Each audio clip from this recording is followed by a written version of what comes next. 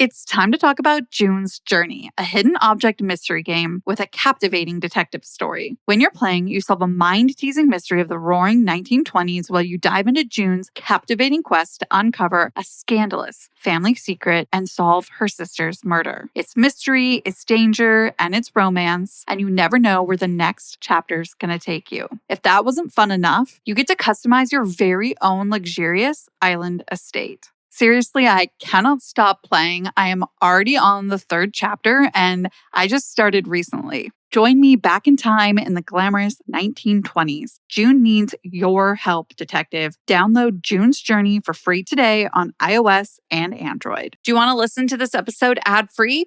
You can do that now with our all-new Apple Podcast subscription. For $2.99 a month, you'll get your episodes ad-free and you'll get access to our exclusive bonus archive. Thank you to all of you who have already subscribed. We hope you're enjoying.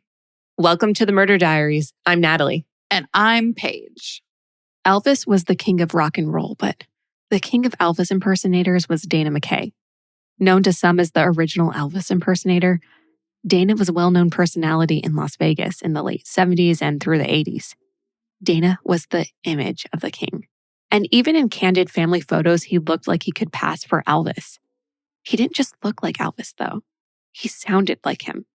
Dana was able to perform the king's hits with a backup band and his own vocals. There was no lip syncing when it came to Dana's shows. Dana proved he could act like Elvis too, and in 1980 he was cast in a made-for-TV movie entitled This is Elvis. And he helped with a 1982 hard copy called I, Elvis, where he played a 35-year-old Elvis. In 1983, Dana played Elvis for the Legends in Concert stage show at the Imperial Palace Hotel, a show that still plays to this day, making it the longest running and most awarded show in Vegas. That's saying something. But by 1990, Vegas was overrun with Elvis impersonators, and despite being the first and most well-known, Dana struggled to find enough work due to the increased competition. So he hung up his white rhinestone jumpsuit and focused on his other passion, which was landscaping. However, Dana wouldn't be able to fulfill his new dream of running a successful landscaping business. This is his story. Used to think it's in my head, but I'm walking with the dead. Dana MacKay was born in Los Angeles, California on February 12, 1956. Dana had a daughter, Misty, born around 1980, with a woman named Alifonsa. Dana and this woman's relationship is really unclear. It doesn't appear that the couple were ever married, and it's unknown how long they were actually together. But what we do know is that as Misty grew up, Dana didn't see her often. And it's reported he just had her during the summers. Then in 1984, Dana married a woman named Linda, but the pair divorced 2 years later. It's also not known when he moved to Las Vegas. But we do know he was there in 1977 because that's when he started working as an Elvis impersonator. The first Elvis impersonator. A career that lasted him nearly 15 years. Dana bought a home on 1 acre of land on the 3600 block of Edmond Street, which is on the south side of Las Vegas.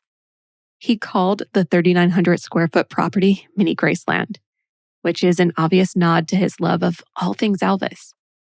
This property, which featured a recording studio on the top floor with picture windows overlooking the strip, needed a lot of work.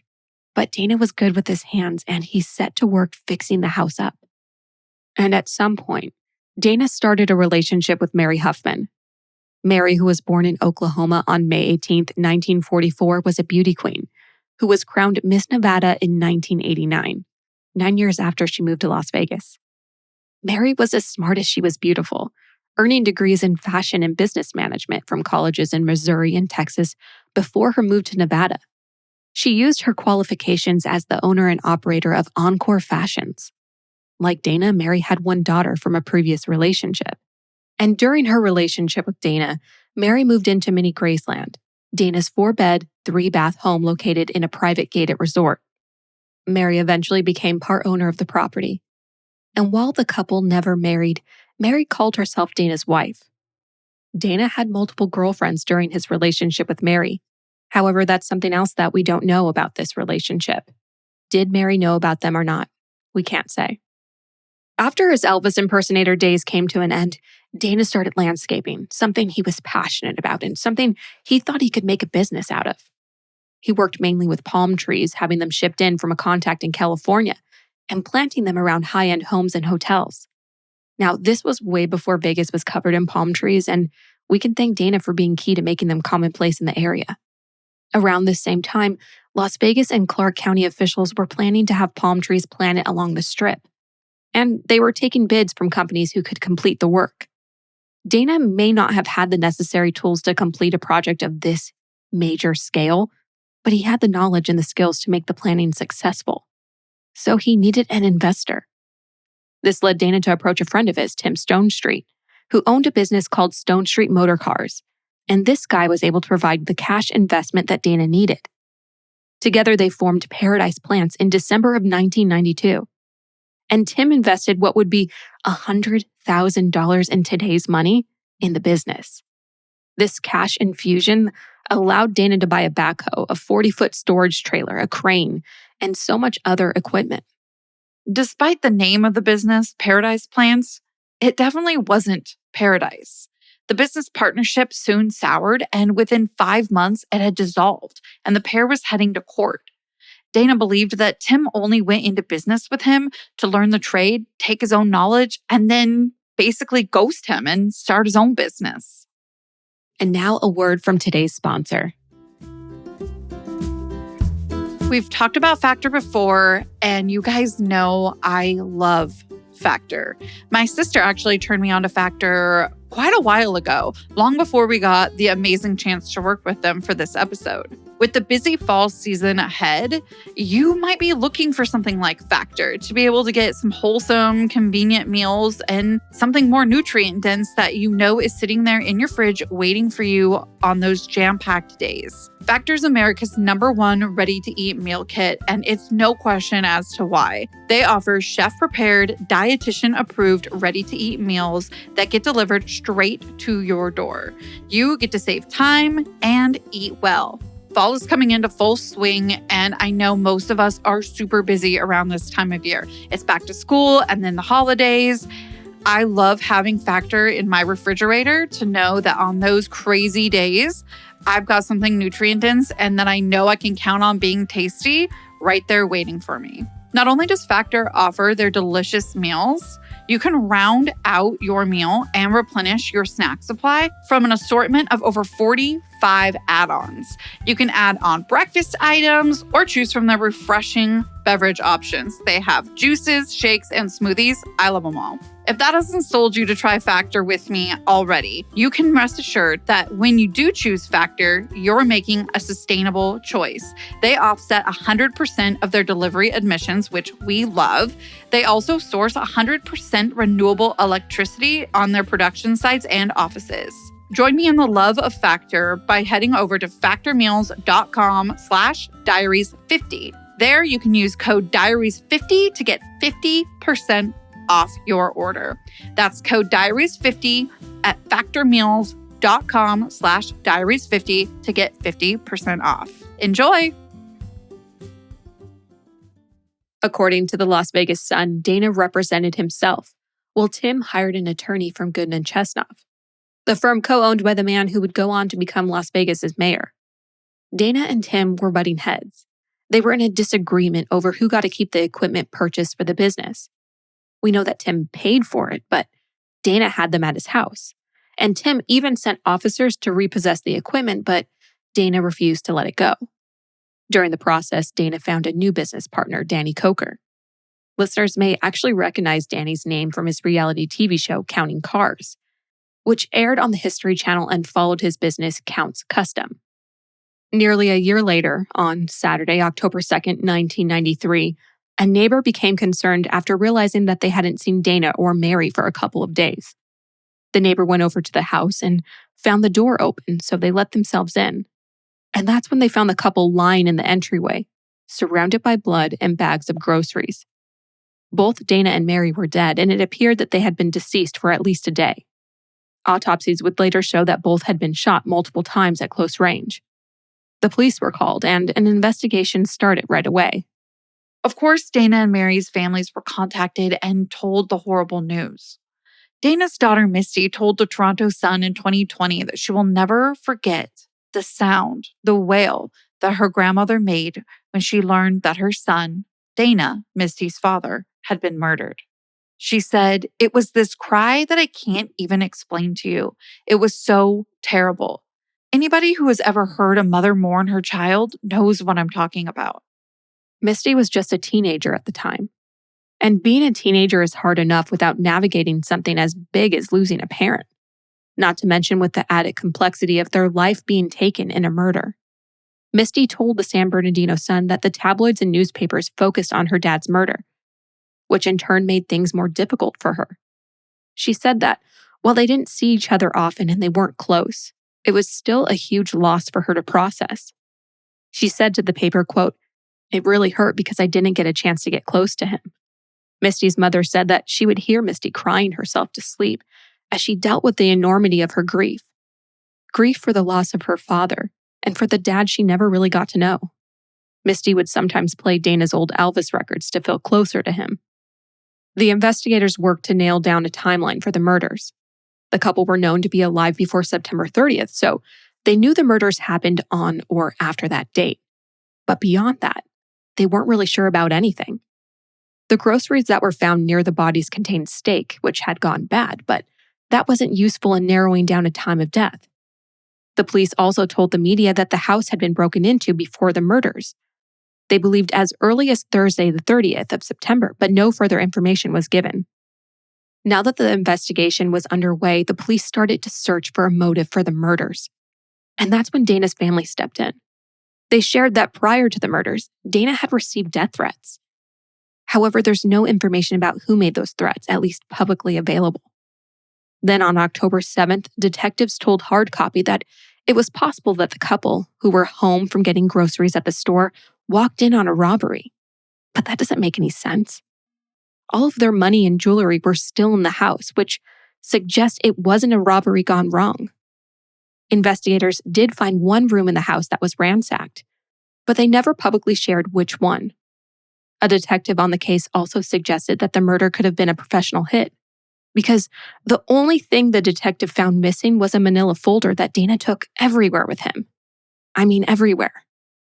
Because inside the folder was his business information. This detective told the Toronto Sun, quote, "Dana always kept a file with him that outlined all of his business. Whether it was his musical endeavors, the palm tree business, his home and personal information, his life finances. And that was the only notable thing that was missing. Somebody wanted that folder. And somebody wanted Dana." Murder Diaries listeners know that we don't hold much space for rumors and speculation, but we do address them when needed. According to the Las Vegas Sun, rumors floated around that Dana was involved with drug trafficking and had been hanging with a rough crowd. Dana's friend Danny said that the police were thinking that the murders could have been a drug deal gone bad, but Danny and other friends insist that that's not the case. Dana didn't do drugs, and none were found in his system or in his house. Friends confirm further that he barely even drank. To them, this theory is just not a possibility. 2 weeks after the murder, the Las Vegas Sun reported that Tim Stonestreet was awarded the assets from the company that he and Dana were fighting for. And I know what you're all thinking. Suspicion did fall on Tim since he was very openly fighting one of the victims in court. However, he had an alibi. He was in Aruba at the time of the murders and was quickly cleared as a suspect. But Danny Coker didn't believe that Tim was innocent and even went as far as contacting America's Most Wanted, who showed up on Tim's doorstep to get a comment from him. But of course, Tim declined to give one. There's yet another theory that I'm going to mention for everyone. And this theory is that the murders were somehow connected to the kidnapping of Kevin Wynn, the daughter of casino mogul Steve Wynn. Steve Wynn, for those who don't know, was the owner of the Mirage, which, when it opened in 1989, was considered the town's most luxurious and glitziest resort. As it should have been. I mean, it cost over $620 million to build, which, if you do the math, is $1.5 billion in today's money. The Mirage became more than a hotel and casino. It was a destination. Siegfried and Roy worked there on a $50 million contract. And by 1993, Steve Wynn was one of the top paid CEOs in America. Which brings us to the kidnapping. On July 26, 1993, a 26-year-old Kevin worked for her father in retail operations. The night in question, she finished her shift, worked out at the hotel gym, and ate dinner with her family. She walked home around 10 p.m. But when she arrived at her condo, there were two men lying in wait for her. She was held at gunpoint while her eyes were covered with cotton balls that were then taped to her face.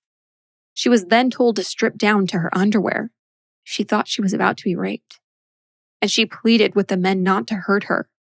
But they weren't there to sexually assault her. They were there to extort her. Once she was in her underwear, dark sunglasses were put over the taped cotton balls so that they couldn't be seen. And then the photographs started. The men posed her in multiple ways in her dining alcove while they snapped away. The men hoped that the dark sunglasses hiding the tape and the cotton balls would make Kevin look like a willing participant in the photo shoot. The men then called Steve at home, and they gave him very specific instructions. Go back to the Mirage and await another call. Then on the next call, Steve was given the ransom demands. The men wanted $2.5 million in exchange for Kevin. Steve was told that if he went to the police, they would release the photo of Kevin for everyone to see. Steve explained to the man who identified himself as boss that the Mirage's vault only had $1.45 million in $100 bills inside, but that they could have it all. Steve went to the vault and put the money, which he described as, quote, new money stacked like bricks, in a white plastic bag. He carried the bag like you would carry a baby, cradling it as he walked to his car. Steve didn't call the police.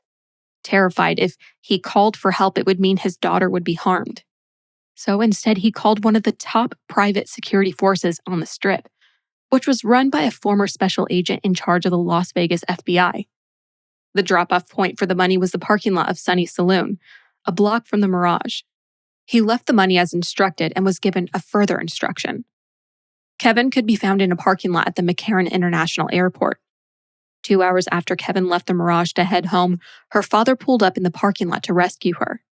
Steve said he took 3 steps toward the car his daughter was said to be in, and that's when he froze. He was terrified of what he would find in the vehicle.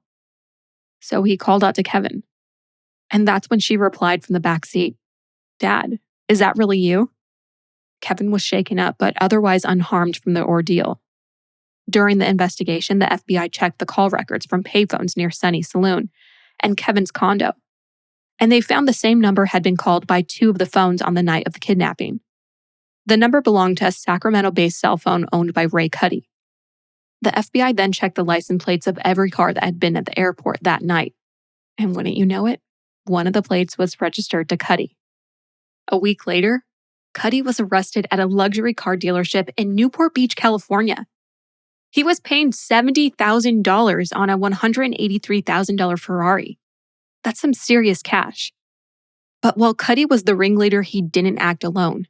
A month later, Jake Sherwood and Anthony Watkins were arrested for their roles. Watkins, who was the youngest of the 3, ended up taking a deal where he agreed to testify against the others in exchange for leniency. Then, in May of 1994, Cuddy and Sherwood were found guilty in federal court for money laundering, extortion, and conspiracy along with other charges. Watkins took a plea deal, and he served around 6 years in prison and was released in 2000, whereas Sherwood served 16 years and was released in 2010. As for Cuddy, the ringleader, well, he was paroled in March of 2015, and he lived in a halfway house for 6 months following his parole. He was ordered not to have any direct contact with Kevin or her family during his 3-year period of supervised release. In the end, the investigation revealed that Dana and Mary's murders were not related to the kidnapping of Kevin Wynn. It was an important lead to check out, but was unfortunately a dead end. And now a word from today's sponsor. We all know sleep is important. It's literally the foundation of our mental and physical health. Obviously, that all plays into how we can perform throughout our busy days. It's so important to have a consistent nighttime routine. It's honestly kind of a non-negotiable. Unfortunately, a lot of us don't get enough sleep though. Did you know that less than 6 to 7 hours per night is linked to reduced white blood cell count? And those white blood cells are our army that protect us against illness, diseases, fighting viruses, bacteria, and more. If that wasn't enough, poor sleep is also known to lead towards weight gain, mood issues, and poor mental health. I know all of that I just listed completely applies to me when I'm not getting enough sleep. We want to introduce to you Beam's Dream Powder. It's their best-selling healthy hot cocoa for sleep. It tastes amazing with no sugar added. It's available in amazing flavors like sea salt caramel, cinnamon cocoa, and chocolate peanut butter. Say no more.